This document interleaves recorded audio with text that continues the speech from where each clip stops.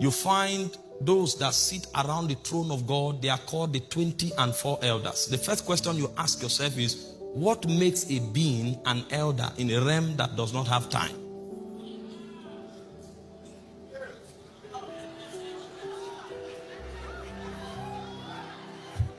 What is the parameter? What makes a being an elder in a realm that is not regulated by the forces of time? But as you study their operation, you discover two things stand out. Number one, they are custodians of the secrets of God. When John was in heaven weeping, one of the elders came to him. In Revelation chapter 5, he said he wept much, and an angel, a strong angel, spoke, and it looked as if there was no hope for humanity. And John was weeping in heaven until an elder came to him and said, weep not.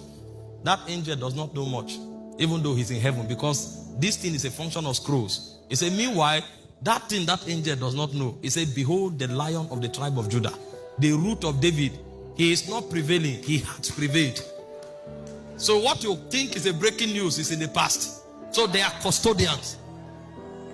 They are custodians. That's one of the things that makes them elders. And the second thing is that they are beings of brokenness. Although they have thrones, they have crowns, they don't wear them. Neither do they sit on the thrones. They prostrate and they keep worshiping day and night. They cast their crown. And so you find certain features about this being, and the kind of power they wield is enormous. So enormous that they sit with God in a cabinet of heaven, as though they participate with God in ruling all of his entities, all of his creation. But you see, that's not all you see in heaven. There are other creatures called dominions. Dominions are princes that are sent to govern over realms that are created. So a dominion is actually a prince that has a territory. That's why when man was created, one of the things that was given to man was dominion, so that he will be the prince that rules the earth. So when you become a dominion, you have authority either over a quadrant of God's people, a quadrant of God's angels, or a territory.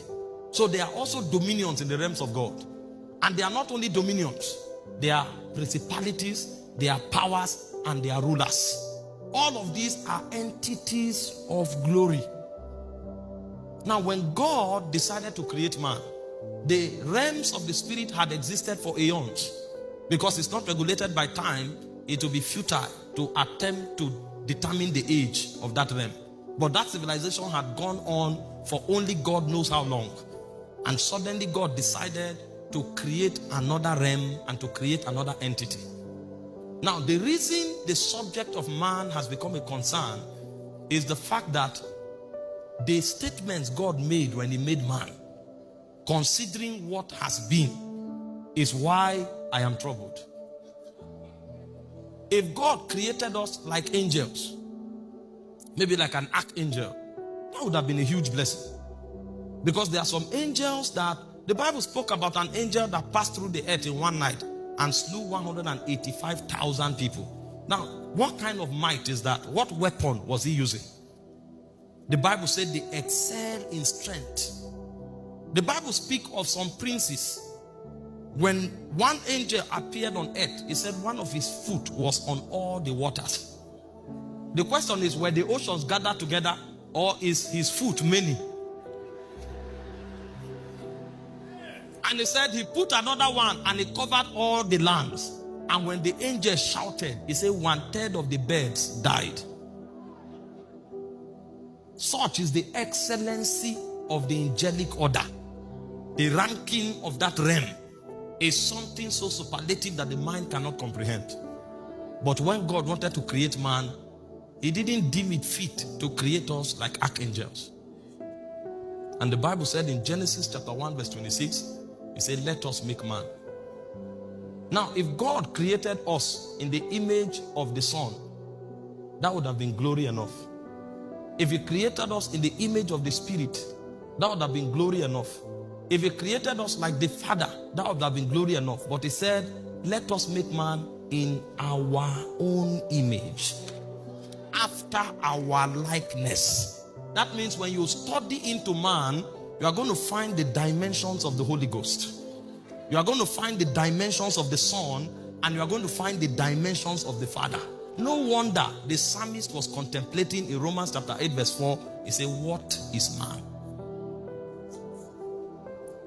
It's not who is man, it's what is man. Because the infrastructure that is gathered together here is not. That means to understand man, you have to study God. Because we were created to reflect him. I'm saying this because we are looking at a theme, very sensitive, triumphant. And what that goes to mean is that if a man fails, it should be a project work. You need to study how he was able to fail. Because he was not created to fail. He is designed in the image and in the likeness of God. He operates in the God class. He functions after the order of the divine. His expression should reveal the likeness of the Elohim. So that when you want to know God in a very detailed sense, you are supposed to look at the projection of God, which is the man who was created in his image and in his likeness. How did he fall? And how was it that failure became part of his expression? It's a mystery that will be studied for all aeons. Because the man was not designed to fail. When God created man, he decided to do a test run. And he said, these animals have been named, but go and name them, let's see what you will call them. And the Bible said, every name the man called the animals was the name thereof. He didn't make one mistake. He operated at the mental frequency of divinity. Everything they were called was what he called it. And he didn't need to peep into any document. Because when he looked into himself, he drew out rivers that are eternal. The very essence of God was expressed through him in a likeness that was after the order of the divine.